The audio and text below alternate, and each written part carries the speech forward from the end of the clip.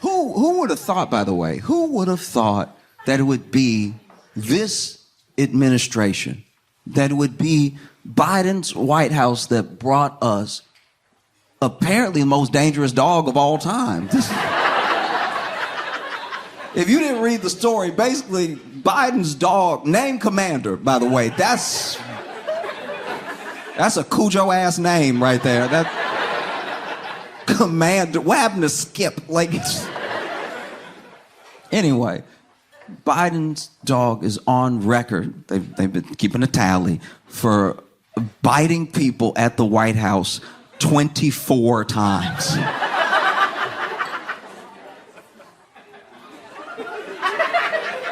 No dog should bite more times than years you expect it to live.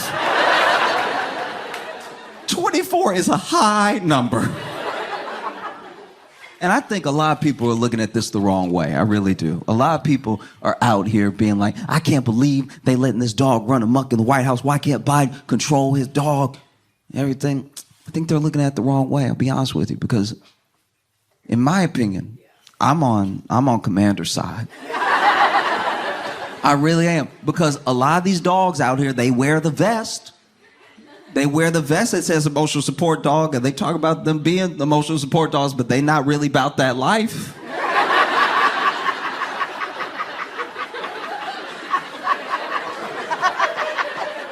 Every emotional support dog I've ever seen has been very passive. And now we want to punish one for taking action.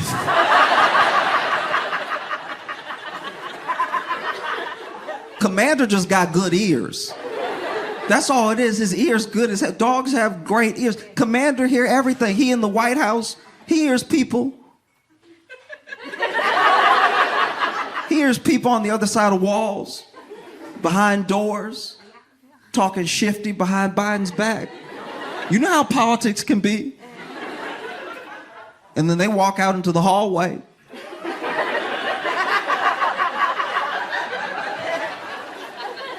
And Commander's standing there,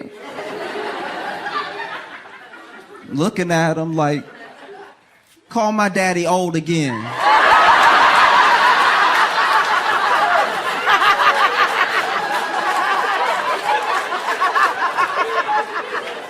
No, don't back up. Don't back up. No, you was talking all that good shit earlier. What's... Say it again. You know what trips me out about this story? You know what really stresses me out about it? Is that when you read the story, Biden's dog is on record biting 24 times. That's what's recorded, which means there are definitely unrecorded bites. That's just the ones people felt like staying to file something. Some people went to the White House, got bit, and didn't want to stand around to be like, it was him. Ooh.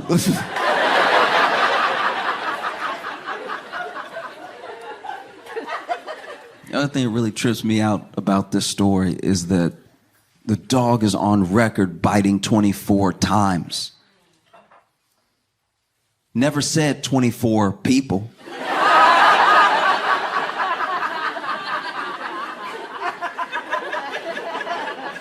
Which means somebody getting bit extra.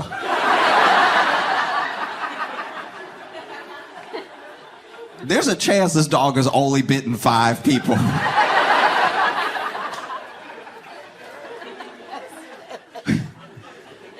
He bit 4 people once, and then some poor dude named Wallace was just catching it. Nonstop, once a week, he knew. He knew that ass was grass. He knew. I'd like to think, I'm sure that for that many bites, that means that Commander bit somebody in at least one of Joe Biden's Zoom backgrounds. Biden on with the Prime Minister or somewhere, you just see somebody in the background going like,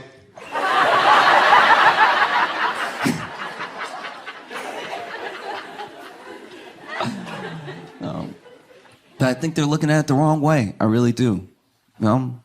Talking about why is this dog even in the White House? He bit Secret Service. Just make Commander Secret Service. Secret Service is very predictable. I actually worked at the Tonight Show when Obama visited, and so Secret Service was there. And you see them in action. Look, big dudes look very Men in Black. They got the shades, they got the earpiece, everything. They're standing next to the door. I'm not gonna lie, that must be like hell when you Secret Service, because anytime you stand next to a door, there are people that are like, is the president behind that door? But yeah, you would see Secret Service stand there, and look, I'm sure they're very good at their job. I'm sure they could kill you any manner of ways. But tell me what's more intimidating. A dude standing there that you might be able to get past, or a random dog.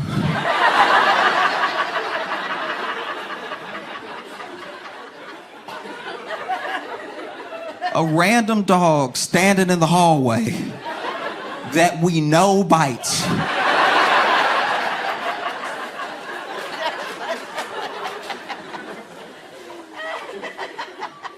It would fix so many different things if they would just let Commander be Secret Service. It really would, Sometimes Biden is giving a speech, and look, please, it's fine. It's me. You don't have to hold back, all right? It's me. I'm your friend. Don't pull back on me. We all know that sometimes Biden is giving a speech, and we are like, just get through it.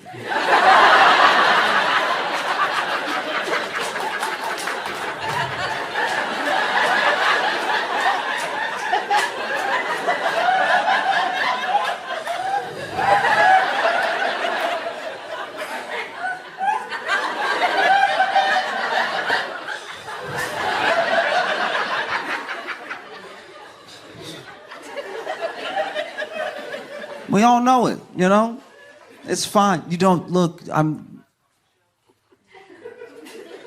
just stating a fact. All right? Don't pull back on me. I also voted for the man. Fox News is not here right now. We can all be honest. Sometimes, not every time, not every day, but sometimes Biden is giving a speech and it low-key looked like he having side conversations with death.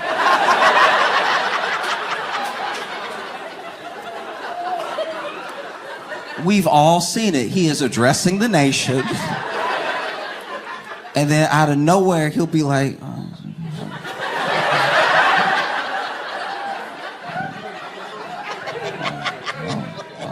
and he cussing death out too. Like he really let death have it. Like, you said you wouldn't take me on a Thursday. Why don't you get out my face? I'm trying to. And then he'll turn back to the camera like we didn't see any of that. The man is getting distracted sometimes. It happens. It happens to all of us, You get distracted. But I think that's why you need Commander. Instead, just Secret Service stand behind him being all quiet at everything. You have Commander walking in front of the podium.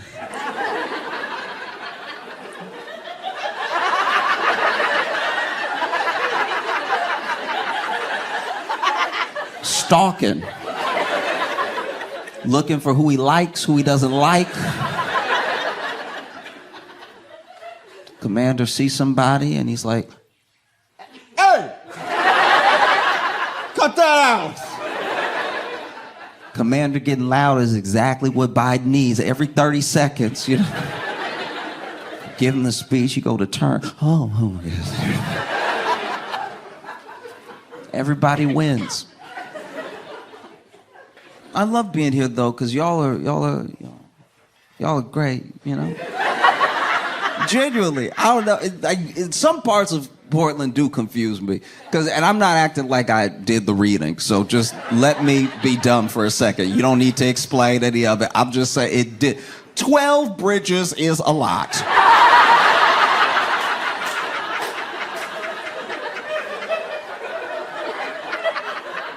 At 12 bridges, I don't know if everybody try to get in or everybody try to get out, but that's a lot of bridges. That sounds like y'all just let somebody go. Like you just let somebody cook who really like making bridges. Like everywhere you took him, he was like, you know what'd be dope right here? Like, don't say it, Steven. Don't say it. No, we put a bridge right here. Oh, it's gonna be lit, and it won't. But there's a bridge right there, Steve. And it's like, yeah, but you're not always over there. Sometimes you over here, and over here doesn't have a bridge. I'm trying to bring people together. You're trying to block blessings. 12 bridges is so much.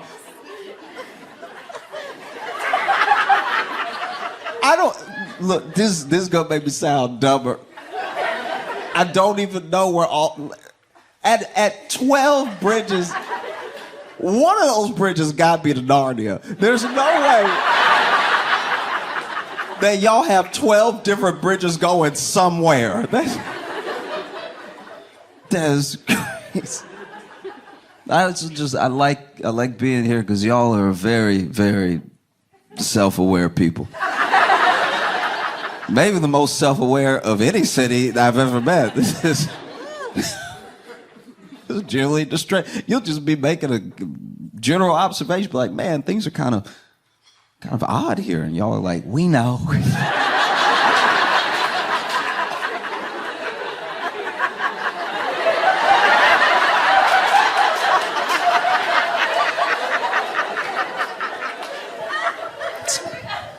We try.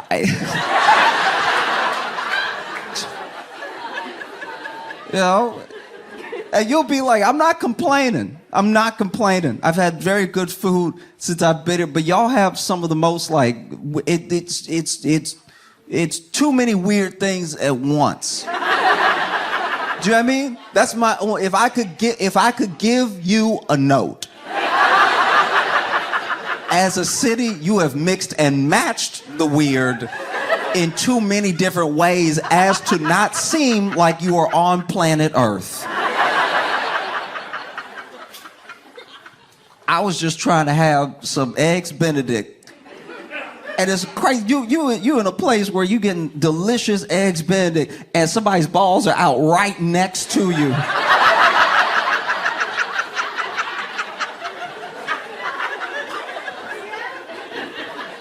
I'm over here,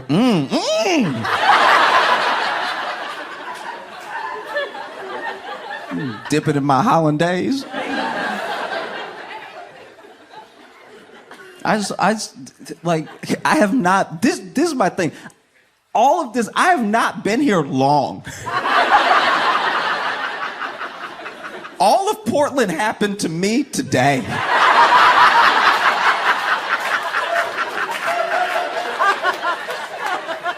At least New York gives you like a second before someone robs you. They let you get situated, get a little comfortable, let your guard down, then they snatch you. Y'all just come right out the pocket. I met somebody, I'm acting crazy as hell. Not even just acting crazy as hell. And that was my Uber driver. That's like, y'all really don't mess around. Y'all want people to know. So, dude, y'all are some of the most creative. I'm just trying to use nice words for it. I saw a dude with a cape wearing a computer monitor. dancing to no music. This man just on the street like, all right. Blown away, but I've had some good food since I've been here. Y'all are interesting because it's like y'all are weird, but also like some of y'all just very, very healthy, health conscious, healthy food and everything. This seemed like the only city in America that might have organic crack. Like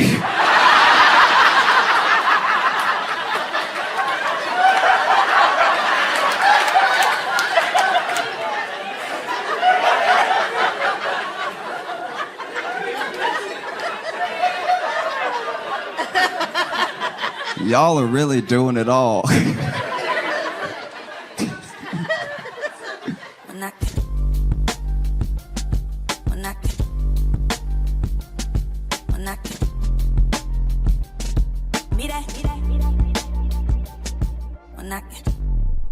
Okay, are you guys ready for your headliner for the night? You know him and love him from The Daily Show, so put your hands together for Josh Johnson!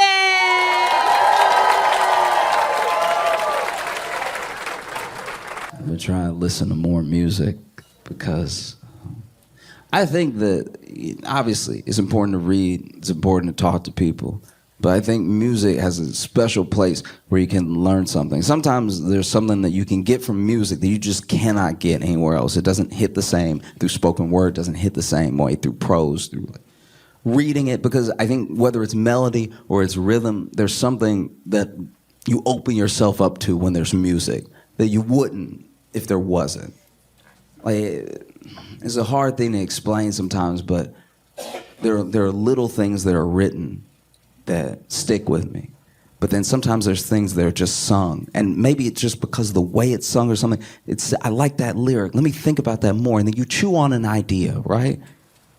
Music is incredibly powerful. Like, I think about back in Louisiana, I know somebody who, she divorced her husband with a singing telegram.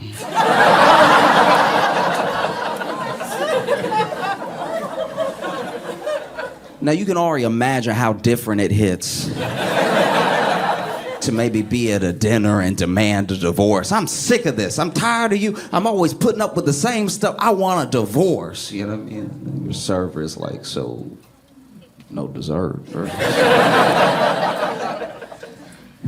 Or even if you just write someone a letter, they're sitting at home reading this letter in this unsealed envelope. They're just sitting there reading it like, What? But to have a singing telegram show up, knock on your door, be hitting the music, you know, little stereo, standing there. Beat starts, they're just, I am your singing telegram. And then they give you the worst news of your life. Dancing to it, too. She doesn't want to see you anymore. You become a bore. She wants a divorce.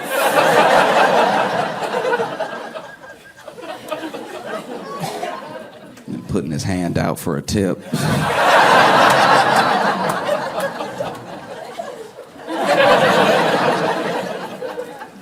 You know, music hits different.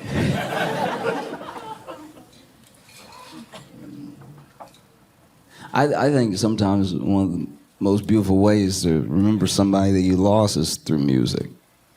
You know, sometimes, you know, you'll tell a story or something, and if the story doesn't hold a significance for a person, it just doesn't, they don't capture the thing that you captured when you talked to them or when the story happened. Maybe you had to be there, maybe you had to know the person. But when somebody leaves a song behind, that's like timeless in a way. We lost a very important person. Legendary person. We lost Quincy Jones, right? And if you don't know who Quincy Jones is, just educate yourself. I mean, Quincy Jones is not just a legend, an icon of culture, of music, but something deeper, like understood Quincy understood people, understood music, understood storytelling, right? Quincy was one of the master collaborators. There were people that you love and you love their work and you don't know Quincy's in it. You know? Like that, it's that way with Michael Jackson. Quincy and Michael Jackson had major hits. Michael Jackson owed some of his biggest hits to his collaborations with Quincy Jones because Quincy could help pull out the best parts of the person that he was collaborating with. And there's even stories. There's legendary stories that Quincy Jones has told. More stories than I could ever even attempt to describe. Like crazy stuff. This man lived one of the most remarkable lives in American history. And there's stories that are so insane that Quincy's like not even in the story, but he's in the story. Like he's not even a part of the story, but the story came together because of Quincy. As an example, I heard this story. It's a little bit less than a rumor, but a part of me wants it to be true because it's fantastic. Quincy had daughters. Quincy's daughters were, one of them was Khadijah, and at one point Khadijah apparently was dating Tupac, right? And this still blows my mind. So Tupac, through potential collaborations that they were supposed to do, knows Michael Jackson, right? Michael Jackson obviously knows Quincy Jones from the hits that they made together and everything. But there's this one time when Tupac was leaving somewhere with Khadijah, like I don't know if it was like a dance club or something like that, but they were having an argument. And you know one of those arguments that you see where you're like, I don't know, is this bad? This is like, you know, like as a couple when you see them, and maybe it was that whisper fight, and you know that thing that couples do. It's like, I'm just.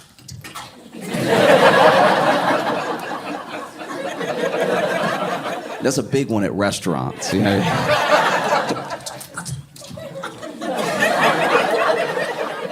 Oh yeah, you ever date somebody that could curse you out with those whispers? They hitting all the F's.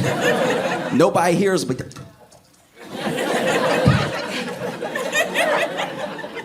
And you know, if you passing by, I don't know, is this a bad fight? Who knows? Or maybe they were having a screaming match. It doesn't seem like it because it seemed like kind of one-sided. Like Tupac was very annoyed with Khadijah trying to get her to come along and everything. And we've all been in a situation, if you've just been out, where you've seen a couple argue and you're like, is this bad? Do you know what I mean? Like you've been in a Walmart parking lot. Where you were like, is this just how they talk to each other? Or like, should I step in or something? Because this is uncomfortable, you know. And I'm not picking on Walmart. I've been to a Golden Corral and just waiting to be seated and you're like, all right, they about to eat together? That doesn't seem like a happy occasion. And so, you know, Tupac was saying something tantamount to like, come on, girl, hurry up, come on, right? But they're leaving as Michael Jackson is coming in, and Michael Jackson sees this. And so he approaches Tupac because of the closeness that he has with Quincy Jones. Quincy Jones' daughters are like Tupac's nieces to a certain degree. It's like that with any close friendship, you know? This is your uncle. Well, we're not related, but that's your uncle, right? And he says, hey, is everything okay? I don't like how you're talking to her. You need to chill out. You need to calm down, right? And then Tupac apparently says to Mike, hey, back up, all right? This is none of your business. Be about your way, all right? And then Michael's like, no, you don't understand. This is pretty much my niece. You're not going to talk to her any type of way, especially in public. You need to calm down, right? And then tells him again, you need to back up. You need to back off, right? And then according to the story, Michael Jackson beat Tupac's ass.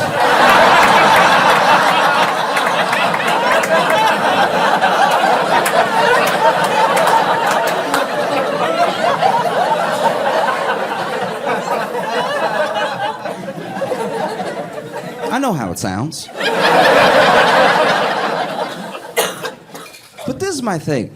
When I look at Tupac, I look at Michael Jackson, I can't help but wonder if the two of them, in a way, are like the inverse of each other. You know? Because we've seen from footage of this person that Tupac is, right? This incredibly adept poet, this person who pulls the tenderness out of horrific things and expresses that tenderness back through music or just through written word. That type of poet, that person is in some ways a sensitive person. Like a sensitive soul. Maybe not soft, maybe not, but there's someone who clearly has a sensitive side that they can access. And I think that a lot of like thug life, a lot of the street stuff, some of that is to sell records. Some of that he was really living. But you can't help but wonder how much of this persona is a persona to sell, to market, and how much of this is actually him. Because what if, when no one's around, behind closed doors, when you're just chilling, this guy is a sweetheart, sensitive person. It's what's been said about him through people who knew him. And you look at Michael Jackson. We know Michael Jackson was abused horribly. Joe Jackson beat those kids. And you go through your life like that with abuse, it can harden a person. And maybe behind closed doors, when no one was around, maybe Mike was like a little bit more hardened than we'd like to believe. So imagine that. You're fighting Michael Jackson.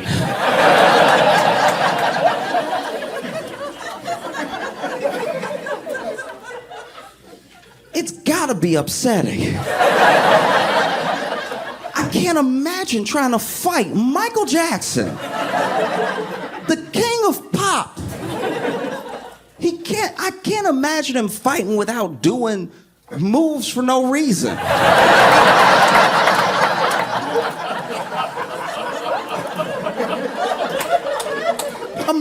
Imagine trying to fight Michael Jackson and he punch you, but he moving his leg.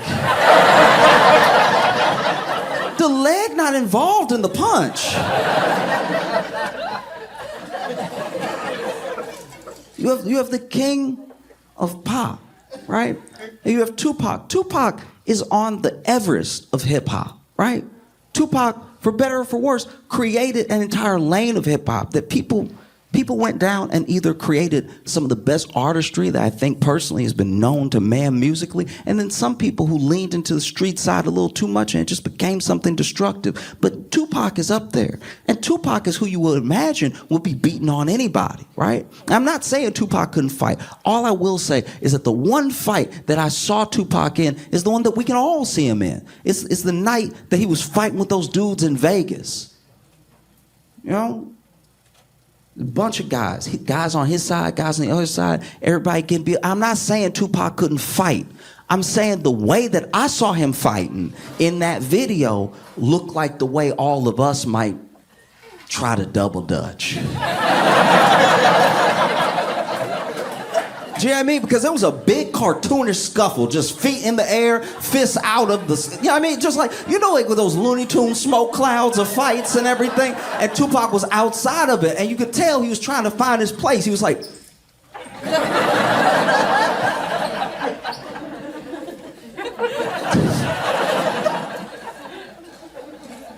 And now, you're fighting Michael Jackson. Someone so horrifically coordinated.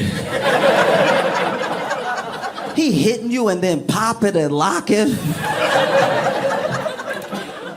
Doing all these extra moves and stuff. Michael Jackson probably the only person in human history that could be beating somebody's ass and sound like he getting beat at the same time. Just, he punching you, kicking you, and then he the one be like, ow!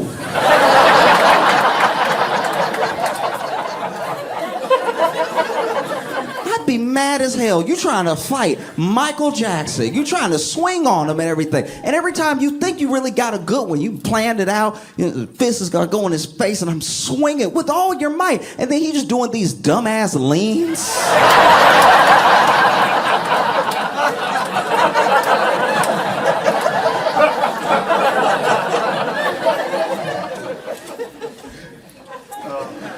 It's gotta be terrifying. Trying to fight Michael Jackson. He got enough cardio to dance for 3 concerts. And he thin too, so he hard to hit. He moving off.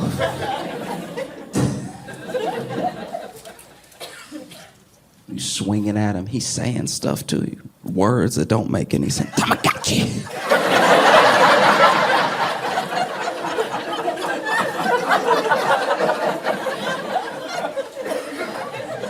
What am I supposed to do?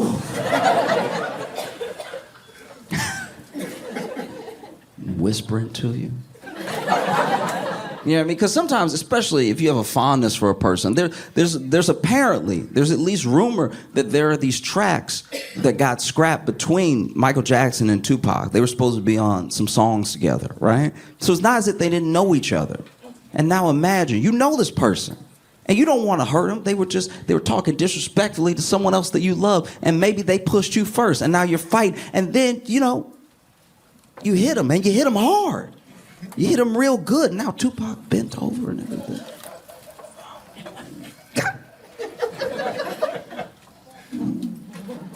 Michael Jackson, he didn't even want to say it, but he's like, "Are you okay?"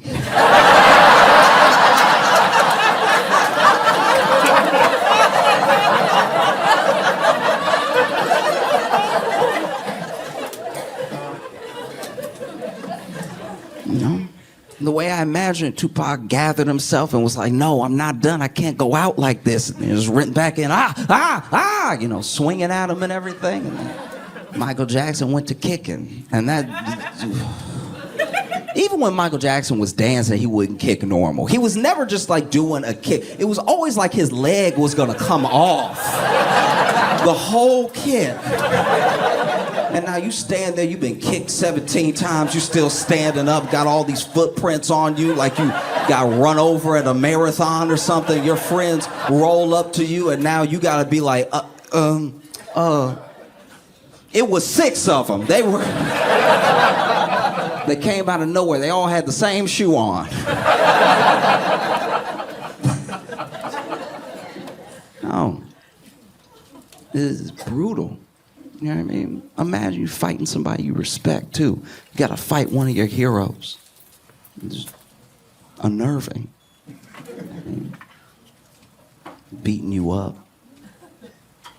Fixing his hat for no reason.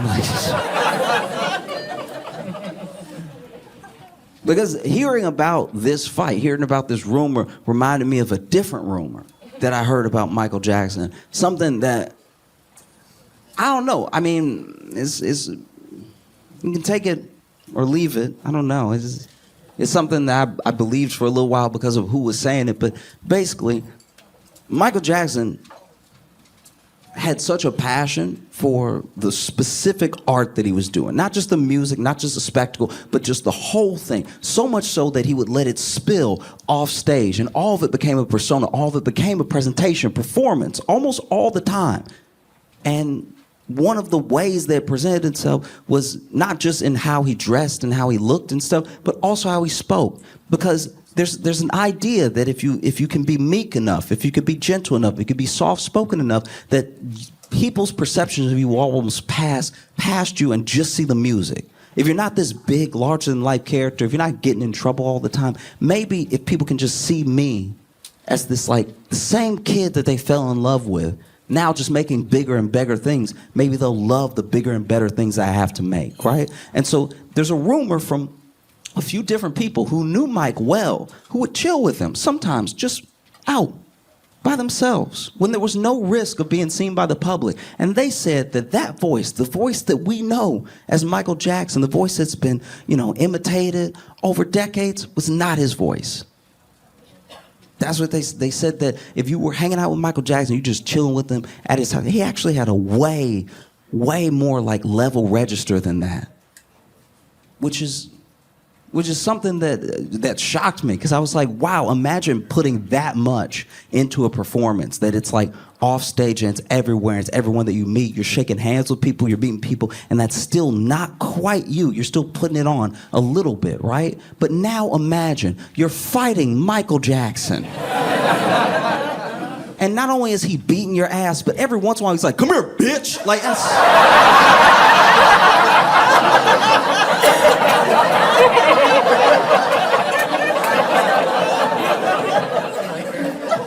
that's gotta be maybe the most shocking part.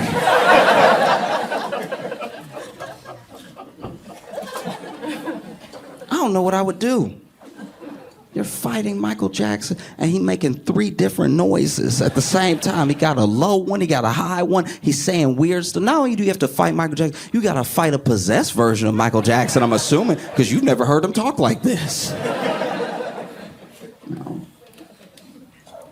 That's one of the funniest images I have in my head. Is Michael Jackson punching you in your forehead, and they'd be like, "What's up, nigga?" Like that's. No, what's really hood, dog? What's really...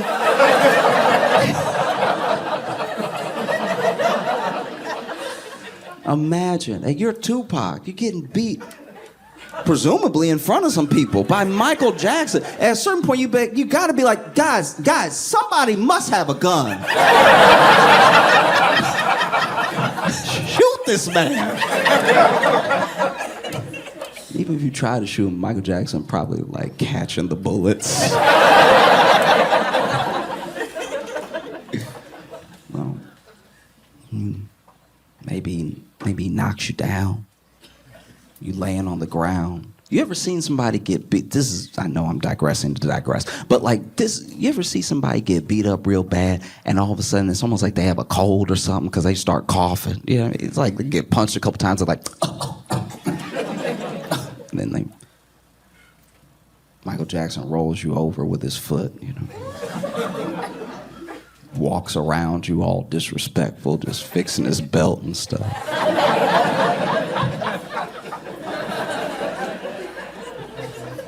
He's standing over you. You don't know what's about to happen next. You don't know if he's gonna curb dance you or... You're waiting for him. Is Michael Jackson gonna kill me? And he's looking down at you. Maybe you even try to get up one more time. Maybe you got a little fight left. I can't go out like this. I have Thug Life tattooed on me. You give it all you got. You swinging at Michael Jackson. You kicking at him and stuff. And you got to worry about extra. You got to worry about like extra things with Mike. You know, you got to worry about his kicks, his punches. You also got to worry about his pelvis. He also moving that all weird and stuff. Imagine somebody punching at you and then just...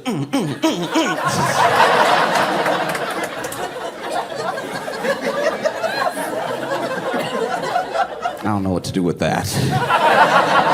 It's very upsetting. Michael Jackson punches you down to the ground again. You hit the ground. You're like, this is it. He's going to kill me. And he's standing over you, towering over you. When you're waiting for him to hit you with that death blow, he just goes...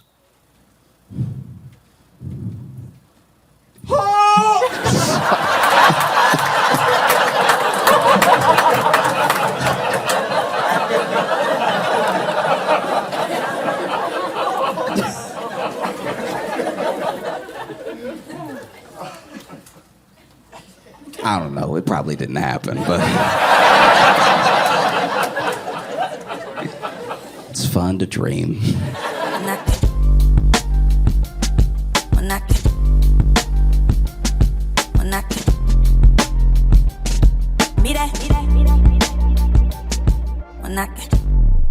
I'm very happy to be here and not at home in New York where I live because I don't know if you heard, but New York City had an earthquake today, which, you know, would be terrifying if it wasn't already New York City.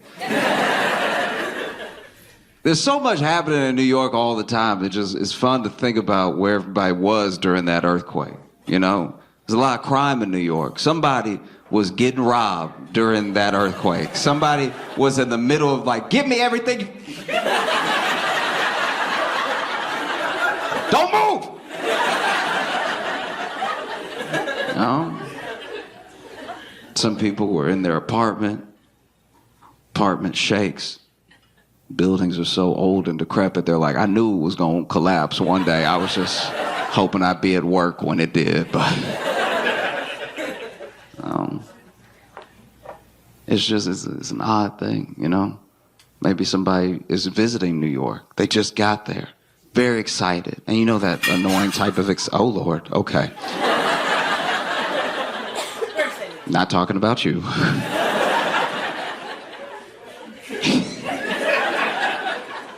It just sounded like so much stuff. Like that, it's clearly more than one plate. Oh, but maybe somebody just got there and they're very excited. They're like, ooh, you know what I'm gonna do? I'm gonna go get some street food. I'm gonna get an authentic New York hot dog. This is gonna be amazing. And then earthquake hits. And then they are covered in hot dog water. It'd honestly be the most New York experience they could have. Another thing, I think enough time has passed that I can talk about it without it being awkward. Like, one of the weirdest things to me about 2020 in general was, you know how there's bunker people? There are people that save up a bunch of money to build a bunker in different types. Some people build a bunker underground. Some people have a different location they're going to go to if things hit the fan and everything. Some people have like a whole site that they've built and stuff. And we've always, for years, for decades, made fun of them, right? It's something that started in the Cold War because they were so sure that the Russians were going to bomb us that they started to make bunkers, and it was a normal thing. Then, as those sort of fears started to disappear a little bit, it became less common. But then there were some people who were still like, guys, something's wrong. Some bad things could happen. So they made bunkers, but then they started making it with, you know, their personal wealth and everything. And we made fun of them all the time, you know? And then 2020 hits, global pandemic that affects everyone in every country. And almost all the bunker people were like, that shit ain't real.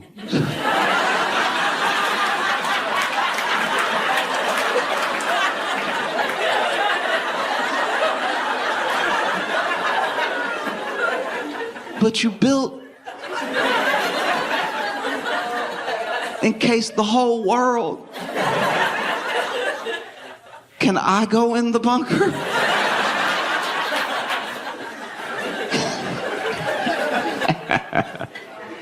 Oh, man.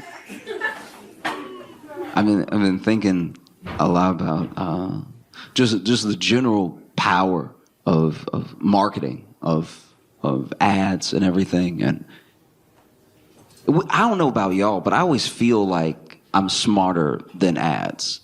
Like, I always feel like, that's an ad. I can see it. That's product placement. You can't fool me. You're not going to get me. That's an ad. And I always feel like I'm better than advertising, like I'm above it all. But I do have a bunch of stuff that I don't use, that I don't really remember why I got it. You know? And I think it's something that we need to pay more attention to, just the power of marketing, how influential it is, you know? Like just imagine a world where you work at some sort of agency, right? An ad agency, whatever, some type of marketing agency. And not now, right? Let's go even further back to when people were paying even less attention to ads and they were served less of them every day, right? Let's say you know, 70s, 80s maybe, and you're working at this agency. And you go in one day to work, just any regular day. And let's say you're like co-VP or something like that. You're high up there, right? And then you get into the building and everybody crying. You don't know why. People are walking out with those, you know, those cardboard boxes specifically for when you're fired. Everybody out there shaking, walking about, running out and everything. And you're like, what happened? And no one's even answering you. As you pass by people, you're like, what happened? They're like, no! And then you get to your office. Maybe you share an office with somebody. And so you look at your partner and you're like, hey, what's everybody so upset about? What happened? Right? And then he's devastated. He's like, oh, it's horrible. One of our biggest accounts, top accounts, right? One of our top accounts, Kool-Aid, that some cult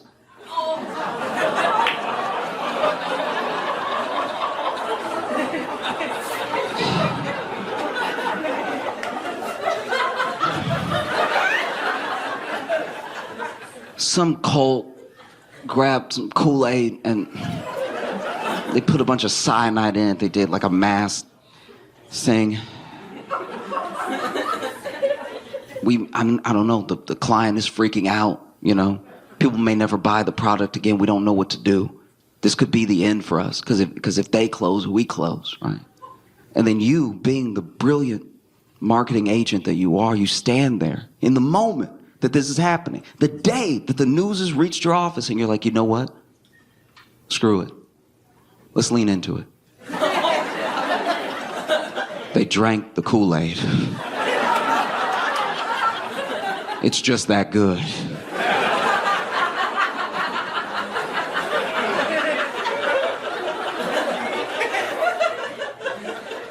You think about it. Any other product, any other time frame, that product would be done. You know what I mean? Like if a bunch of people killed themselves with Snickers, I don't know if we would all be like, you're not you when you're hungry. You know what I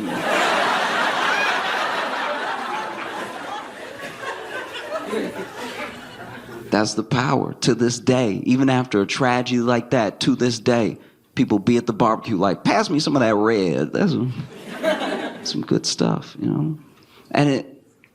And the thing about it is that on its own, it's not bad, right? On its own, you're just trying to sell something. You're just trying to make a buck. And maybe it's something that people will like. In an ideal world, all the marketing leads the people to what they want anyway, right? But it doesn't always work that way, because we found that the easiest way to make money is to make people feel like they don't have something, to make them feel less. So then if I'm less, maybe this thing will make me more and it'll make me enough, right? Because if we never feel like we're enough, then we always need a little something else, right? And that's how they make money. If you were always content all the time, no one would be able to sell anything to you, you know? And so on its face, it's not bad what they're doing. But when they're all doing it at the same time, and it's most of what you see, when it's ads all the time being like, you're not this, you could be this, you could be better, right? It just starts to make you feel terrible. It starts to make you feel like you don't matter at all. And I hope one takeaway that you have from the show, not just laughing, I hope that you walk away from the show feeling like you matter as a person, right? Because you do. It's very important that you feel like you matter, that you have influence, because you do, right? A world where you think you don't matter terrifies me, because it means that all of the little pieces, all the interactions that you're supposed to be having with other people are going to be missed out on because you think you don't matter, right? Like we all sometimes feel like a little cog, like a little bolt just in a big piece of machinery, right? Because the bigger picture is bigger than all of us. But you are so important. Even if you feel like you're that little bolt, you're very important. It's not the same without you.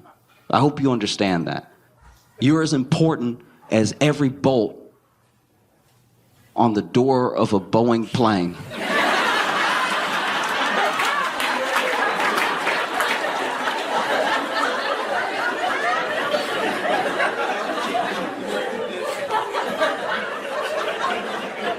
Because maybe that's what happened. Maybe that's what happened. Maybe at the factory when they were building the plane, you know, they didn't screw the bolt down all the way, so then the little bolt's like, do I even matter? If they don't care, why should I care? Then mid-flight, it's like, I give up. I don't care. And then the door flies open, you're like, oh! What the hell? Because you're the window seat. Oh. And now you got the CEO of Boeing, David Calhoun. It's important to say their names. No, it is. They always just get to move like these faceless people that don't do anything and then get to enjoy them. It's like, no, his name is David Calhoun, and we should all know it and say it and hopefully find him. Just to chat. You know? But no, he's stepping down, and I don't know. I don't like that. He's stepping down now, and I think that should be illegal. You shouldn't be able to go. You should have to stay until it's fixed. Do you know what I mean? Like, that's crazy that you messed it up, and now you're leaving with a severance package, by the way, with a, you know, articles call it a golden parachute. How ironic.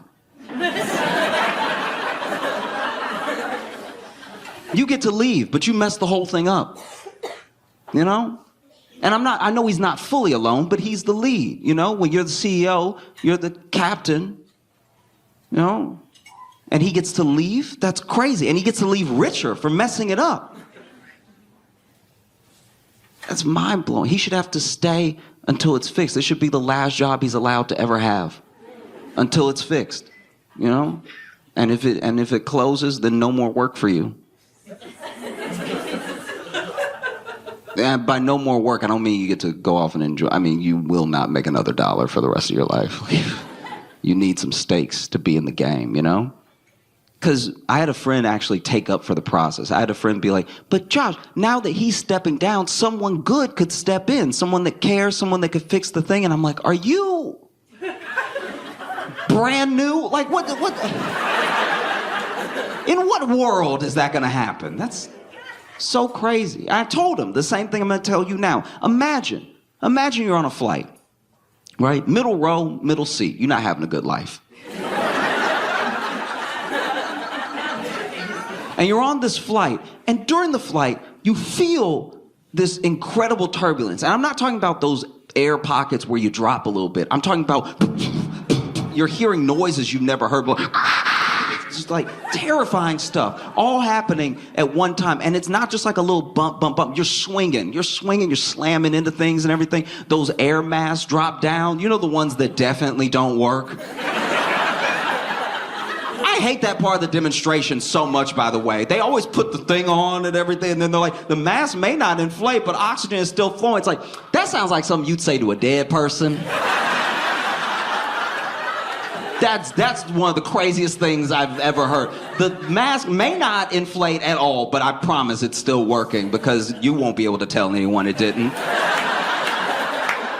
Mind blow. No, I swear. You know? But let's say that's happening. You're in it. They're screaming, people crying, people praying, people tearing up and everything. And in the midst of all this turbulence, the cockpit door swings open. And the captain walks out. And the captain doesn't walk out to say, hey, everybody, we have it under control. Please don't panic, right? Captain doesn't come out there to say, look, the PA system broke. I just want to tell you myself, we're all going to make it. We're all going to be okay. I'm going to make sure we make a safe landing, right? The cockpit swings open and the captain comes out to say, I've decided to resign from my position as your captain. It's been an honor, but I can no longer uphold the standard of this plane, and so I will be leaving. Wearing a parachute, by the way. He's wearing a parachute while he's talking to you. He's wearing a parachute while he's talking to you, because I'll be fine. I'll be fine. I know I messed everything up, but I'll be okay, okay? And then he jumps out of the already open door. No, shouldn't be allowed.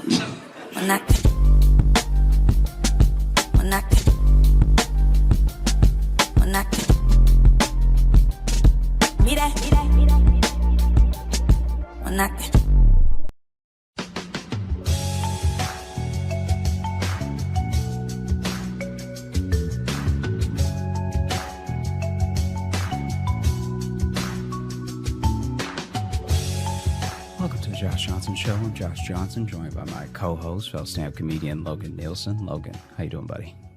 I'm doing all right, man. How are you? I'm all right. I had a thing on Sunday. Everything has changed since Sunday. Everything changed on Sunday? Yeah. I Define everything. Well, I woke up, I felt all right, but I woke up and this is going to sound worse than it is because I'm not using the right I words. was covered in blood. Well, I'm not using the right words to describe it, so it's going to make it sound sad, but it's not sad. I'll explain the whole thing. Okay. I woke up on Sunday and I didn't quite like myself. Like I don't hate myself for my life or anything like that. Right. But I was like, I don't feel good and I'm tired of not feeling good. And luckily I know just about everything that could make me feel good. Right. Okay. So I was like, I need to start taking care of myself. I'm already not like, I'm not super unhealthy or anything. I try to work out and stuff, but like when you know what you should do and you don't do it, and it's a thing that is fulfilling, it makes you bummed out. Yeah. And I was like feeling that all day Sunday.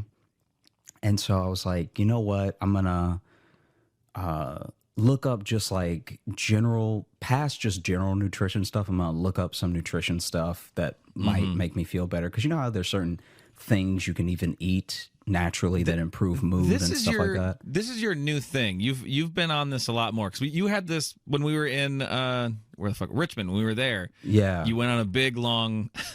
Like I saw you for like 2 minutes, and then you like just had a 10-minute rant about like the chemicals and like the process, like or the approvals of foods. Yeah. So this is your new bugaboo a little bit. This is your new and it's new not thing even bugging like you. a health food thing. It's just like I know there are things that taste good that make me feel bad.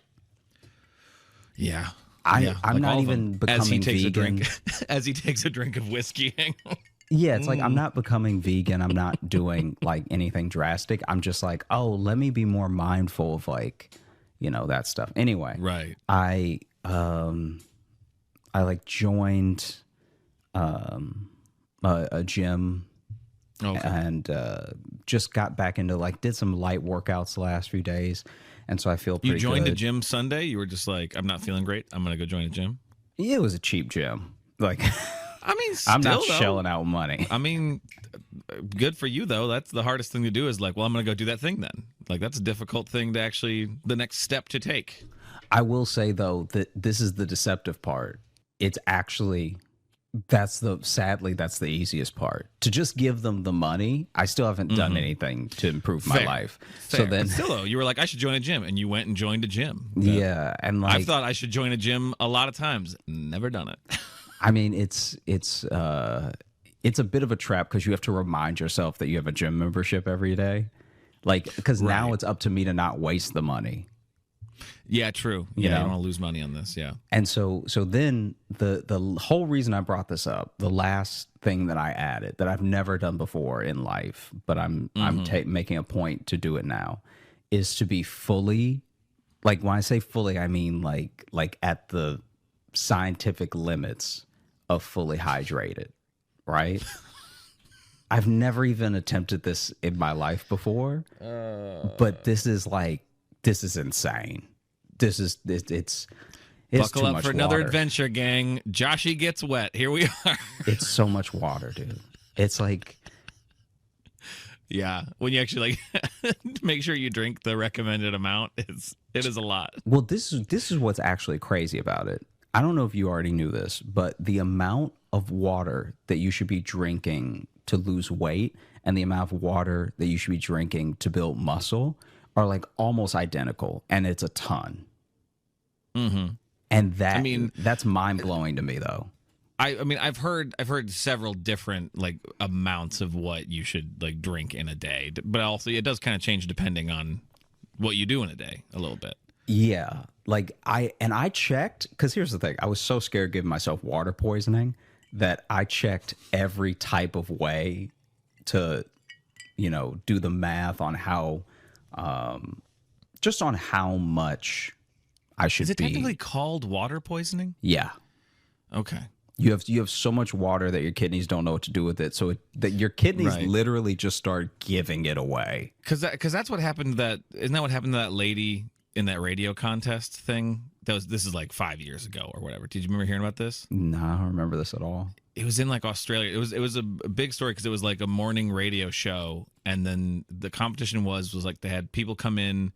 It was to win tickets to something or some shit, and they had them like drink as much water as they could, and then it was like they had to whoever could hold it the longest or whatever, like go into the bathroom, like whoever could hold it the longest, and then like this lady, like her kidneys shut down and she died because of a fucking radio competition. You would like to think that your bladder isn't more powerful than common sense. Like I'd like to think my Yeah. bladder couldn't will me dead. Right. But I think that's what happened there. I think that was technically what it was. Well, what ends up happening, so there's a person that I think you and I both know, but I just in case this is like giving away something at her job, I don't want to say her name, but she used to give hikes. Like she used to be the tour. What is it called? It's like she was basically just like the guide for hikes when she lived in Colorado. And I don't know. Like at a specific park, probably a national park, I'm guessing. Yeah. And she said that it would be so hot, and there'd be so many warnings about make sure you're hydrated enough, that a lot of people. She basically said once a week someone would drink so much water that they would get sick, and they would think that sickness was dehydration because the symptoms of being overly hydrated and dehydrated are identical. Right. Yeah. And so then they would drink so much water that then they got sicker, and then they like passed out, and then they have to be carried down the mountain or whatever.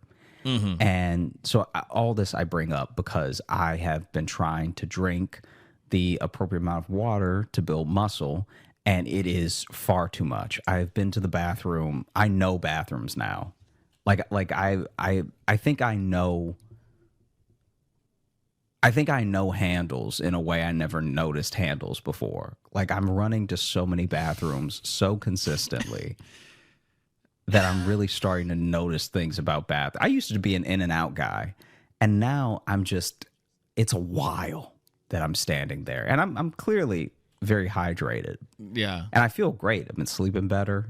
It's the catch-22. It's literally like if someone gave you a superpower, but you had to go to the bathroom all the time. Like if Superman had to pee every 20 minutes. I mean, to continue growing the mythos we've built the last couple episodes, I think this is the downside to being the Josh Ice superhero. Is because with all that ice power comes so much moisture. Yeah, you just all have the time. to pee all the time. Because, I bet Iceman was pissing all the time. Dude, that guy was probably pissing all the time. He's made of water. My body's like already I can feel myself feeling a bit better throughout the day, less fatigue, my sleep is great. All these great things are happening, but I have to pee so much that it's almost not worth it. I'm almost like, let me feel like trash again just to not be in a bathroom for half an hour. No, not half an hour. I mean, a half an hour go by without needing to go to the bathroom. I know what you mean. Yeah, I know what you mean. But it's caused okay. I know that this has happened to many people. I am not special in this way, but this is the most recent time that it's happened, right? I'm not the first man to have to piss. Yeah. Not even the many third. Before me. And so I was at a show, and the line got very long because there was a person in the bathroom that clearly needed it. Like as impatient as I get waiting for the bathroom sometimes, I never want someone to come out early. Please don't do that. You be in there as long as you need to be in there, because it was way worse for everybody if you come out too early than you stay in there a little long, you know? Okay. What do you mean is happening if they come out early? I'm just saying, like, you Pants can, still down? I'm saying they didn't even finish. There are people in life, we've all been to junior high, we've all been in situations where someone is more embarrassed than they let their logic take over, right? So the embarrassment trumps the logic, and they're like, oh yeah, let me hurry up, blah blah blah. And so then, you know, like they'll like come out of the bathroom, and the best example I've seen of it is when this guy rushed out of the bathroom because somebody was banging on the door, and you could see a little drip dribble on his pants. And it's like, yeah, because my man wasn't done. He got bullied into trying to force his body to be done, and that's not how bodies work. And so anyway, I'm in line for the bathroom. There's two bathrooms. One line is getting incredibly long because someone in there is clearly having a time. Like a true struggle. Okay, an emergency in public. We don't hear anything, but because we don't hear anything, it's almost worse. All right, he might be dead. Okay. It's too quiet for something normal to be happening in there. No, it's far too quiet. So then, I know exactly what you mean. then like, cause you know what? Where you start being like, is someone in there, or we have just not checked the door fully? Is it just a heavy door? Yeah. You know when when it's so quiet.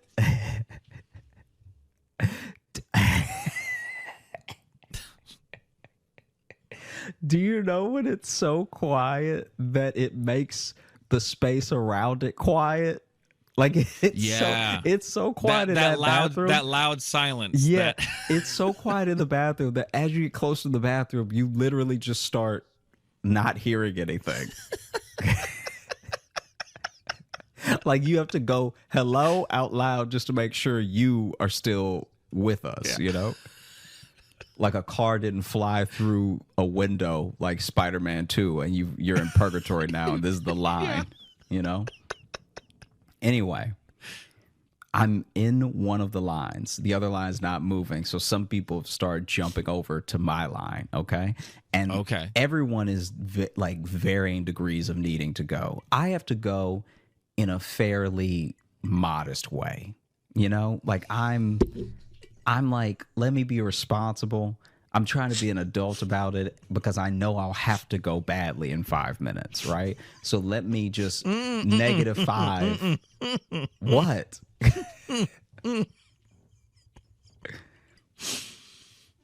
I took a drink right as you said in a modest way, and that wording just it made me laugh. I had to hold the liquid in my mouth. Yeah, I'm not desperate, you know? I'm not like, you know, those people who I don't need it, okay? Yeah, you know those people that don't plan well, and so it's like them having to go to the bathroom is like them being late on their rent, and they're like, I don't know what I'm gonna do. It's like, well, you've had options all day, all right? If you had paid attention and planned ahead, you'd be fine right now, all right? So anyway, some people are starting to jump into my line, and I'm not even near the front, okay? And every single person in this line is like, they're obviously also all varying degrees of needing to go, right? We are a rainbow of piss. Yellow, yeah. And 50 so Shades of Yellow. Here we go. Yeah. Ready? And so basically, I am right now. I'm chilling, right? Like I'm noticing things. I'm also trying to make an effort to be on my phone a little less. So I'm like looking around and like, you know, being nosy, overhearing conversations, stuff like that. And then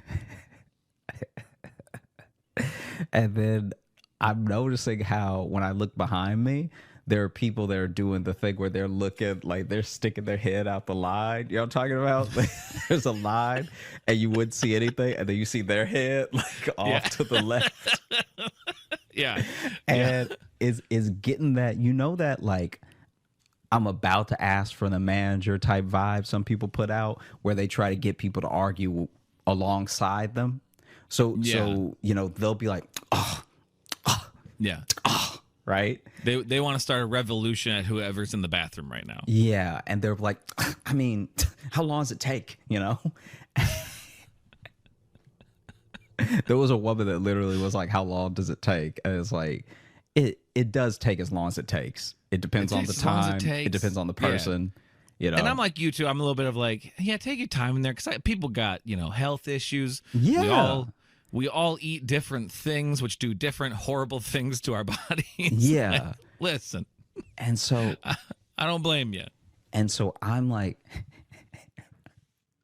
I'm like, man, one of these, because she was not stopping. She was like, I mean, how long does it take? You know, like it's like we all have to go. Yeah, I mean, and I was like, all right. You know, where was this at again? Where was this at? I don't want to say because of what's going to happen. Well, I mean, what type of establishment? I guess like restaurant. Was it a?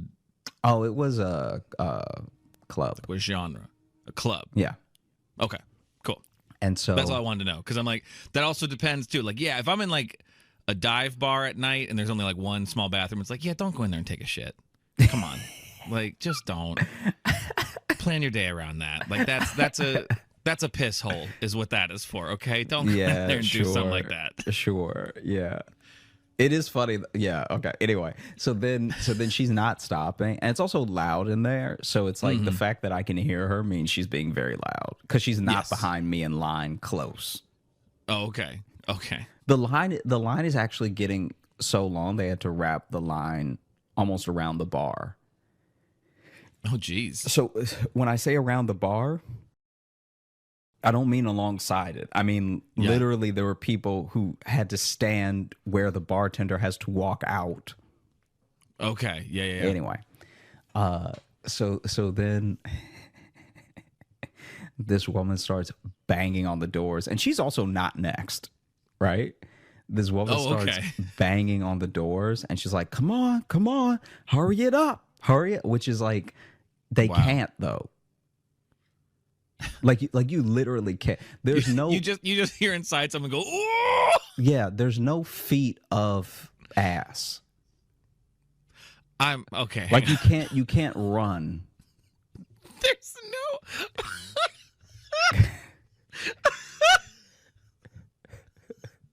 That might be my favorite thing you've ever said.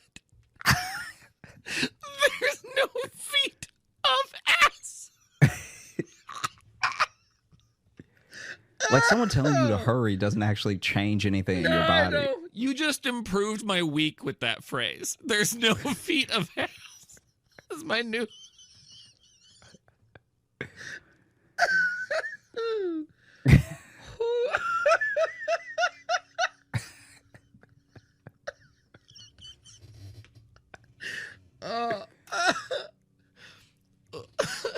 I weirdly needed to hear that, Josh.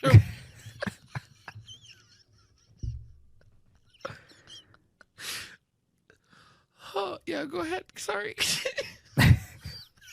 And like enough time has passed where I'm like actually starting to need to go a bit more, right?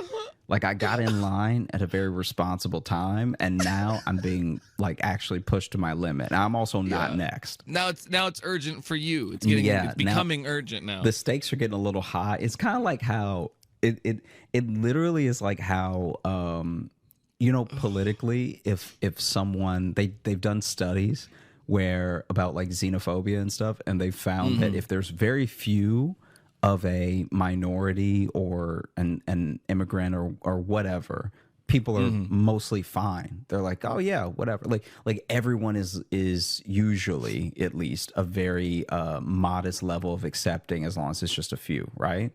And then once a lot hard turn. No, I'm saying this is what happens though. This is like political study. They found that anytime someone is in any situation and then they feel outnumbered by anyone who's considered other, that's when they really start to like, quote unquote, show their true colors, right? Okay, yes. And was like when I got in this line, I was the most patient, chill dude, whatever. As I also need to go more, I don't even blame the woman that's banging on the doors now. Like now I'm like, go sis, all right? Go off, queen, okay? You fight the fight. You fight the good fight. You get the troops through. And so I'm like kind of in this line slowly getting radicalized of like yeah, what are they doing in there? Because the line hasn't moved. You've now been in the chat room. You've now been accidentally recruited by ISIS. Yeah, because now the line has truly not moved.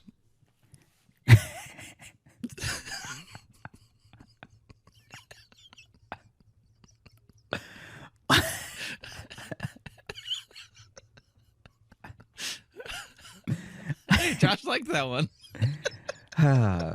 Now the line is like truly not moving, and I'm realizing how far back in line I am. And so now I'm at a point where even if everything is going well and those people come out of the bathroom immediately and everyone else only spends 20 seconds in the bathroom, which is not likely, no one will have washed their hands. I'm either going to pee myself or get COVID. There's no like in between. Yeah. Yeah. And so either way, your night's about to get worse. Yeah. And so she's banging on the doors and everything. And then, like I said, this one guy got essentially bullied into getting out of the bathroom, right? Mm-hmm. Comes out of the bathroom. Poor guy. The true hero of this story. Comes out of the bathroom. Doesn't look great. He's still holding his stomach, right? He's soaked. He fell in, okay? Is like holding his stomach and calmly walks to a corner of the club and proceeds to just like how's the best way to put this? Diarrhea. No. No. The story's not gross. Like just in case anyone's listening and they think eventually there's going to be some gross turn, it's not. Right. But we have gotten back to our roots with stories of bodily functions. You're right. We are we never back forgot to... where we came from. And he goes to the corner. We started at the bottom and now we're here. Yeah, literally. And the only way I can describe it is he's so smoothly. He's holding his stomach, and he so smoothly passes out. Oh. And I've never seen anything like it before because he didn't like collapse. He didn't fall and slam into the ground or slam his head or anything. He literally just like melted where he was standing, and he was out. Right. Oh, okay. So he probably was in there just drunk then and not. He's a little drunk, yeah. Okay. But he got lost in there. Yeah, right. You can only go in so many circles. And he keeps just trying to put his credit card into things. I don't know. I just want to get another one. And then someone's like, "Oh my gosh. Oh my gosh." And then they, run over to him, start like tapping his face a little and then like lifting his head up and checking, make sure he's not like having a seizure or anything like that. And then this dude wakes up, and immediately as soon as he wakes up very calmly too. He doesn't wake up like startled. I was hoping for screaming. No. This dude wakes up very calmly and he's like, who are y'all?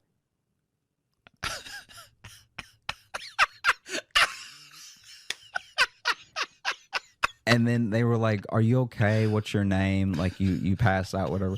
And he was kind of like, "Who are y'all?" He's like, this dude. Okay, this is like, this man reset. He's clearly not trying to be rude, but it is like I thought this person may have had amnesia because it's not like it was his friends that came to check on. It was just some people who saw him. Right. People are just being good Samaritans and just checking on him. Also, the line to pee is where the line of humanity breaks, because as soon as those people stepped out of line they lose their spot. Yeah, the people behind them stepped right up anyway. Yep. And so then he's like, "Who are y'all?" And they're like, "Hey, what's your name? Like you passed out." And it's like, "Oh, I know I passed out. Who are y'all?"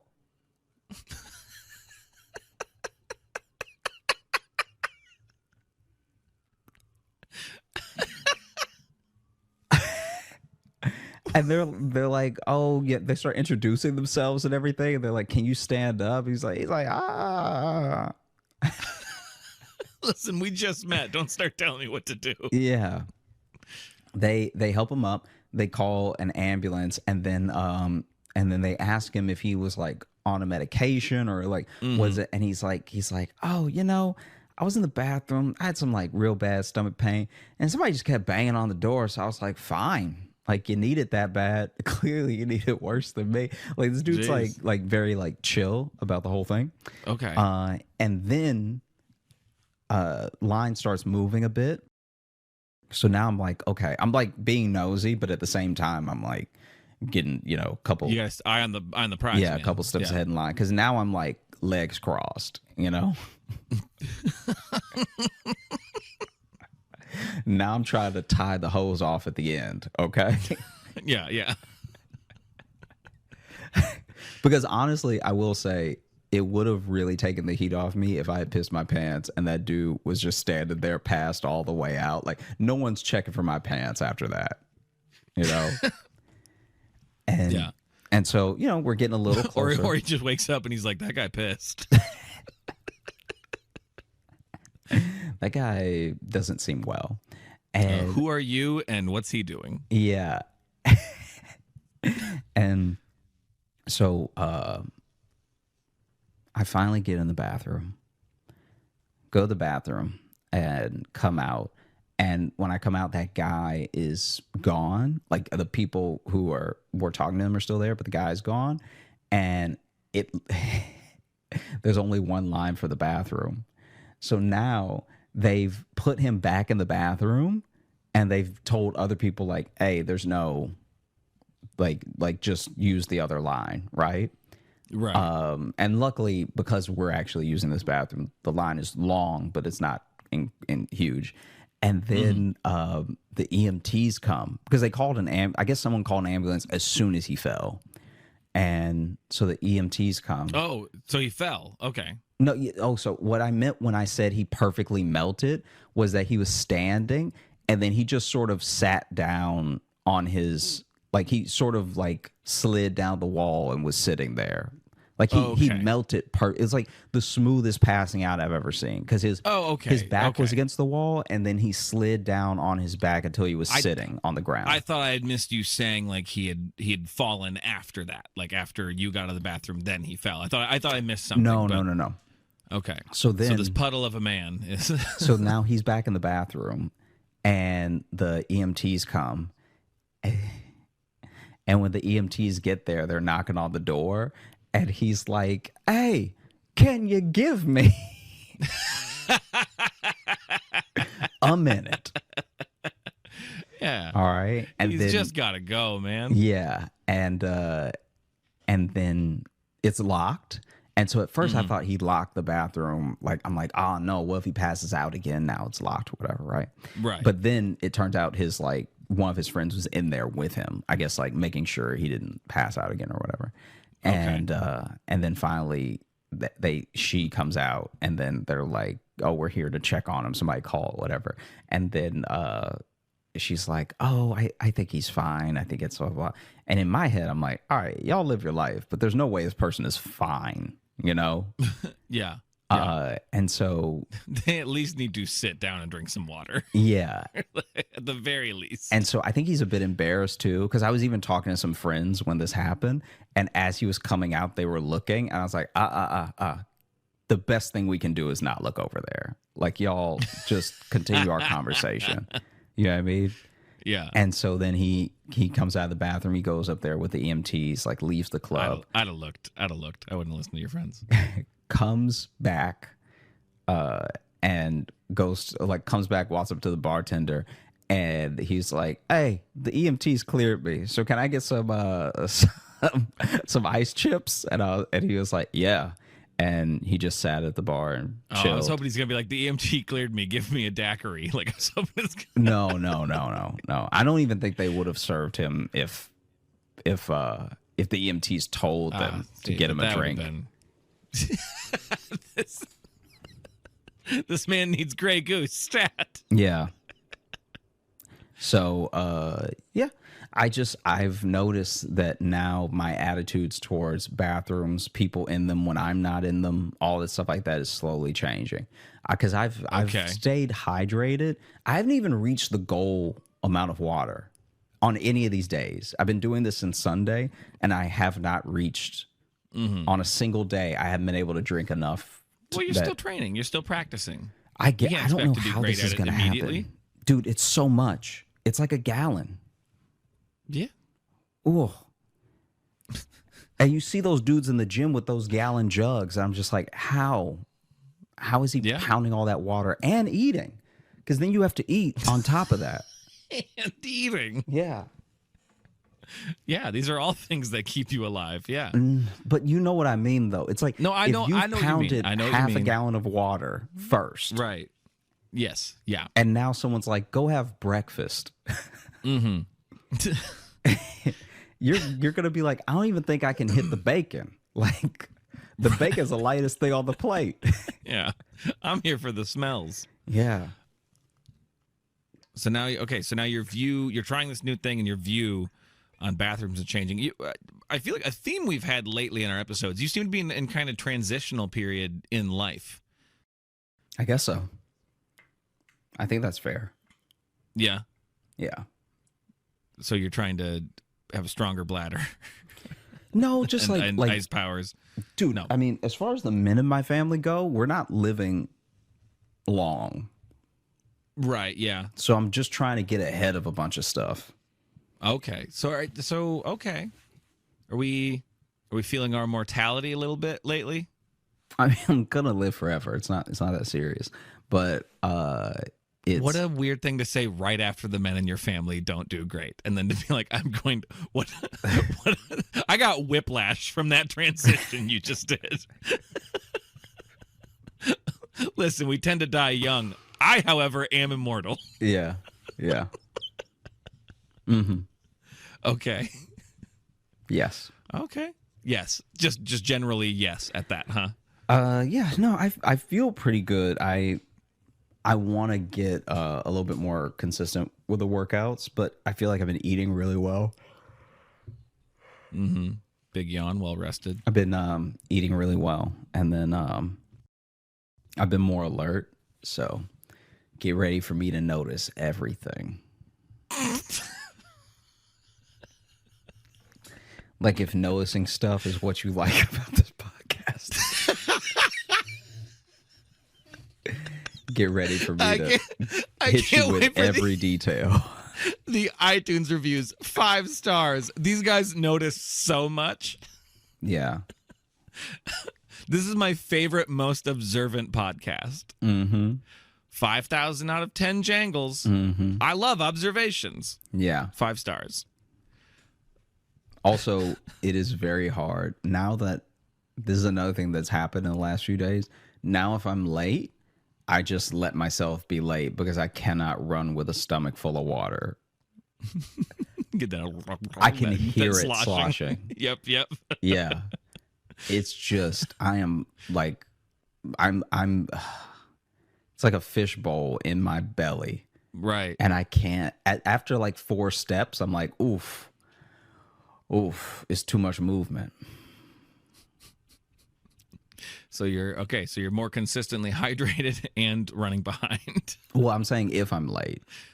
Right. I'm yeah. making a point to not be late, but. Right. Okay. Fair enough. Yeah. Fair enough. So I think this is a good change. It's hard to tell right now. Yeah, it could be. I don't know. It seems to be making you not feel great. I feel good unless I try to run out of panic. Oh, okay. That's the only time I don't feel good. Okay. Yeah. Gotcha. Being hydrated is the best. Okay. Well, and it's unfortunate then because you're going to be hydrated, so you're going to feel better physically, but too full to run away from something. Well, no, I think if something never know when came you're gonna at get me, chased. I think I'd just be more accepting. You of the thing coming at you? Yeah. Why? What's all this running about? So, okay, let's say wild animal. Yeah. You have a cougar sprinting right at you. Okay. But when you're this hydrated, Yeah. you're like, listen, I'm we're all like, God's hey. creatures. I'm glad that a cougar made it all the way in New York City. Are you Yeah. serious? And it is about to get some juicy meat right now. That cougar really living life. Yeah. Every cougar should visit New York at least once. At least once, just to taste it. Okay. Well, you're the first person I've known who's tried to be more hydrated, and it's weirdly made you accept death more. That's that's a weird. I mean, when you think about how much water we need to drink just to stay alive. Oof. What's the point of living?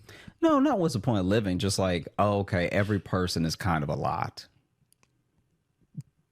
Like if everyone drank enough water, it'd be like, guys, what are we gonna do here? We're lucky so many people love Mountain Dew. Like, I don't know, man. Hydrated Josh is kind of a downer.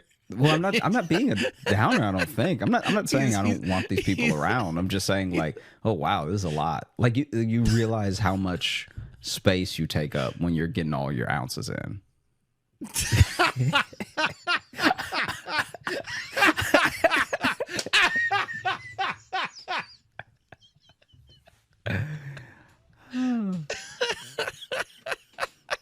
Like by the end of if I keep this up by the end of the year, I will have drank a creek.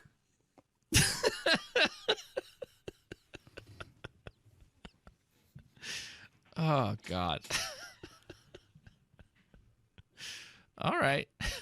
This is an interesting new phase of Josh we're entering. I'm enjoying it. I'm liking it. Oh, okay. I'm liking the man who's taking better care of himself, but also just being more over people. No, I'm enjoying this. I enjoy people. No, I do enjoy people. I think people Our are last great. several episodes have been about you not really having patience for people anymore. It's not a whole people thing. It's like the people in the story I don't have patience for.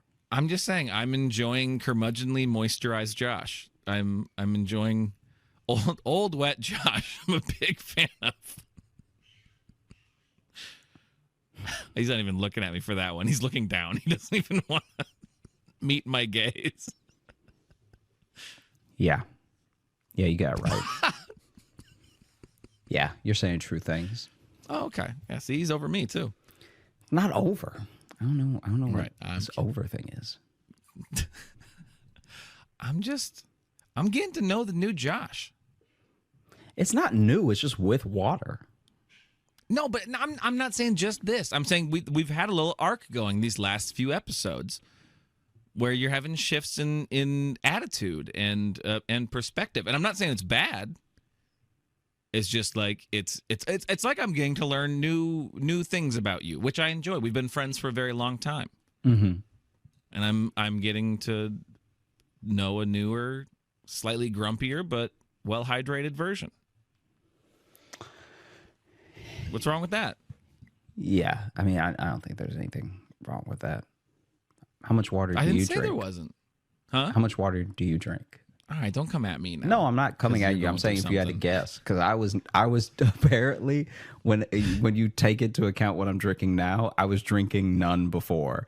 I think I had my first sip of water on Sunday in life, according to charts for how much water I should have been drinking this whole time. If I check the water charts, I am way off. If I check the water chart, I'm 4 years old. Okay.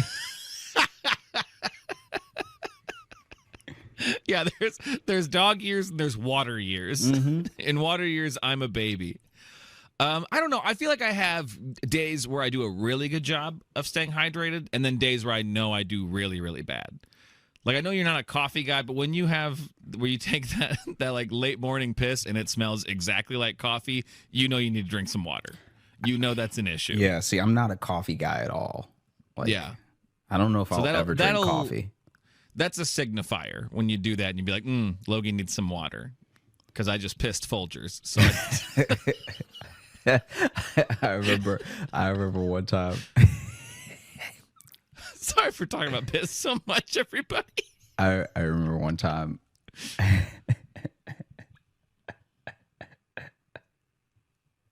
In college, there was this kid in my suite. I think it was freshman year. Ooh, you're sweet. Ooh la la. It's not a. We only call it a suite because they call it a suite. And we all shared. Wrong. Yeah, we all shared a bathroom. And there was this one time this kid went in and forgot to flush. And then someone went in after him and they were like, oh my gosh, said his name. And he was running back because he realized he forgot to flush. And he was like, oh, I'm so sorry. That's so gross and everything. And the guy was like, no, I'm worried about, are you sick?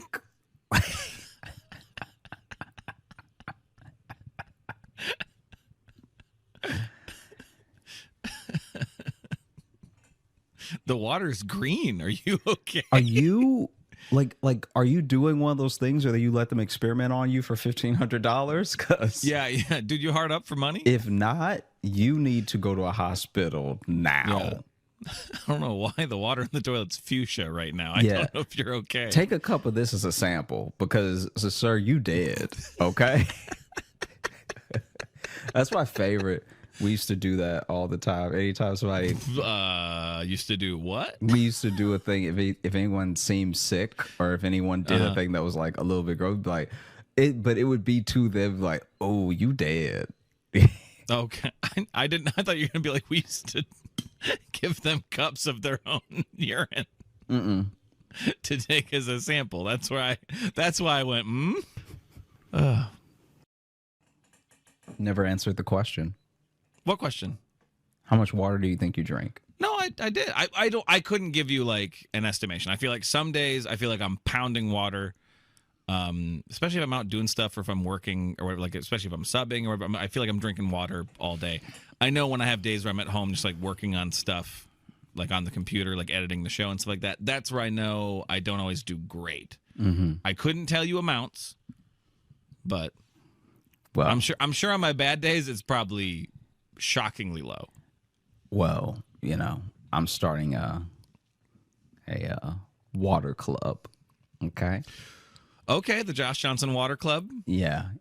Okay, let's talk about it. I'll join. I'll get in the water club. Let's do this. Let's both get better at being hydrated. I will join you in this journey. Okay. So the first thing that we do is we all wear white robes. Okay. Wow, starting off culty, you're not even hiding it. Yeah, but you know, Usually the cult stuff is once you get to like step 4 or 5, they sneak it in there. You are starting right away. This is my club. Anyway, we all wear robes. we all wear robes. We all buy I get the to have same sex with everyone's sneakers. wives. Okay. We all get the same sneakers. And We worship a toilet.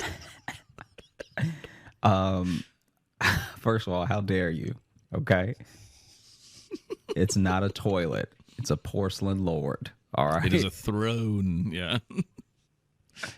It is our King of Kings. You know, I just think it would be cool to start a little club. You know, maybe people pay some dues, you know, like throw in like, you know, $50 a week and God, you can't it'll help take care it. of You can't help but turn this into a cult.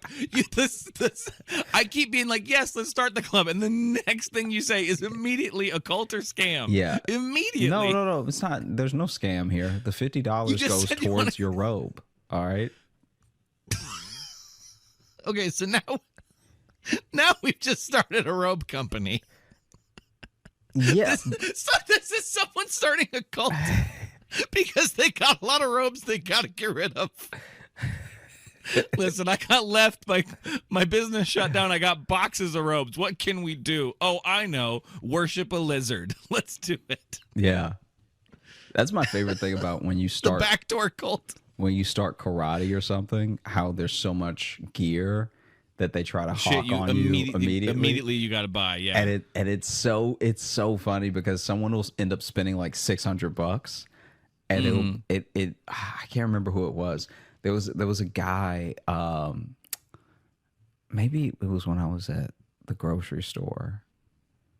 It was in Chicago, and he was telling me about how he had started karate, and he really was built like Dwight from The Office. So every time I see Dwight from The Office do karate, it makes me think of that dude because they built exactly the same. And he decided to take on karate very late in life. Okay. This dude took on the punching one late in life. Like jujitsu makes sense at any time because it's not about like it's barely even about strength. It's more about leverage, right? Right. And yeah. so it was made for people who weren't strong. So that one makes sense to me. But karate is like you're not even nimble. You're just gonna be kicking shins. Hey, sometimes that'll get you out of a situation. I Good shin guess. kick. Have you ever kicked someone? Yeah. Like you've kicked someone to hurt them? No, I guess like not in like a real. I mean, I probably did when I was a kid, but you know, because when you're a kid, man, kicking's that's just communicating. Dude, kicking hurts so much. It hurts so much that I think if he had kicked someone in the shin, I don't think he'd be able to run away. I think they both limp in the same direction. Well, yeah, that's like when you see certain like fights, like UFC fights or whatever, and someone will just kick someone in the leg, and that's supposed to be just like I'm just kicking you in the leg, and everyone seems fine with it. But I'm like that looked like a reason I would quit the fight. Can I tell you? I don't. Just like I no, don't remember, I'm done. He kicked me very hard. We're done. Towel. I don't We're done. remember what fight card it was, but when I tell you there's a moment of that exact thing happening where this guy kicked another dude in the shin, right? Mm-hmm. And then took a step back to like, you know, make another move, kick him again, whatever. This guy that got kicked to the shin spun around like a ballerina and then landed on his back, and the fight was over. This dude got kicked, fully spun on one foot. Spun from the bottom too. That's a hard spin. Spun on the ball of his other foot, and then went down, and then the fight was over.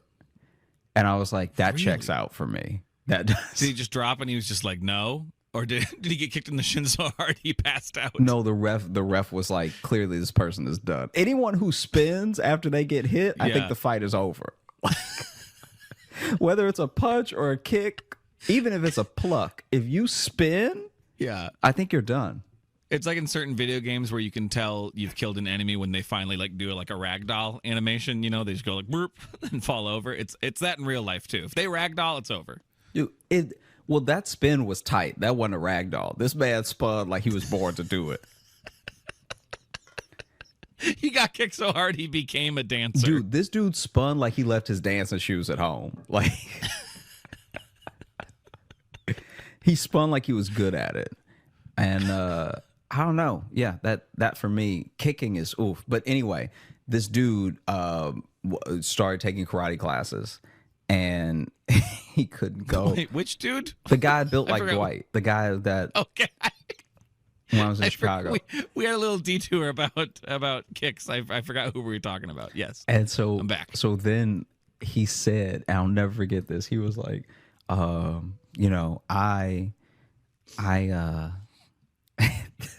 this whole thing, I was never going to make fun of him because I liked him and because I understand his willingness to do it. And this means Josh is about to make fun of him. But basically, he was telling me, oh, that's what it was. Yes, it was at the grocery store. It was at the grocery store. This is because I remember this whole thing happening and me just wanting to walk away from the situation because he was talking to me because I was cleaning up for the night, right? Like we're closed and I'm cleaning and they stay to make sure we don't get robbed, whatever, right? So anyway, he's telling me all this stuff while I'm cleaning. So I've already like got a lot to do and he just walking around talking to me. And then this dude is like, yeah, so I started taking karate classes because I got mugged and it perked up my, like, now I'm paying attention. I was like, oh, I'm so sorry. And he was like, nah, it was 4 years ago. And I was like, okay, a little late to. And like I said, he already not built well, okay? So they for 4 years later to finally be like, wait, I could have. Yeah, wait, I could have hurt myself a different way. Yeah. And so then he goes, they have him buy pads, they have him buy gi, they have him buy his belt, they have him buy these like I can't remember what it was, but he also bought the like practice weapons you would use, which are really just novelty things. So he bought like nunchucks and he bought like, but this is all stuff that's like never going to be used in life. Look at someone being judgmental about someone buying nunchucks. But got I weirdly know, judgmental all of a sudden. Oh, something you'll never use in life. Interesting. I know. Okay. Anyway, so then basically, move past it. Basically, this dude is like telling me about this.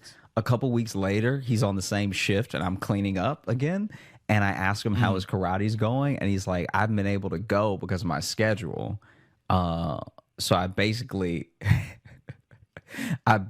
like gave them all this money and they haven't taught me anything yet. You know, and they were hawking it all on me and stuff, and like I basically just got robbed without them ever laying a hand on me. I lost more when I got mugged. So I guess when he got mugged, it was like $300 in his wallet, and when he started karate classes, it was $600. Right? Yeah. Oh yeah, he mugged himself now. Hey, I know I never do this. Sure, but. Would you want to open up the mailbag? Oh, damn, hard shift. Sure. Let me get it. I was about to do that. Yeah. We did get several emails about people's sequels to our Porta Potty serial killer movie. Look, I think we should save them. We should save them, but it's coming. Well, here's what I'm thinking. Next week, you and I will be together in Minneapolis, and I think that will be a great time for us to go through those. So that one of our next episodes will be us combing through the sequels. I haven't really looked at them yet either, but I'm excited to get in there because we've gotten quite a few from people. Let me find Well, okay, here is one from our friend Sierra, who has come out to live shows and stuff too. But this one is a philosophical query. Okay. That's the title of it. Hello, my funnies. Been getting really into philosophy, and I wanted to ask you both. What is a better feeling? A continuous feeling of being content or a relief from pain? I feel like a relief from pain is the greatest feeling in the world, which is why comedy is my favorite art form.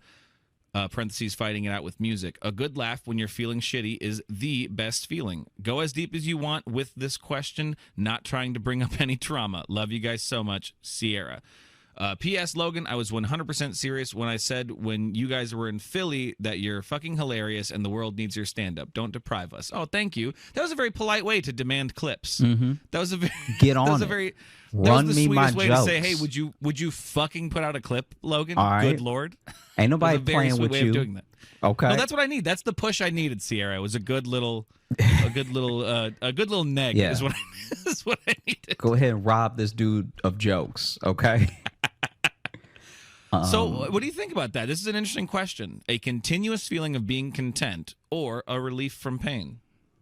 For me, it's a continuous feeling of being content, but I think that for the people who come to the show and enjoy the comedy, it's a relief from pain, if that makes sense. Because I think if it's a relief from pain and you're a comedian, life is much harder on you.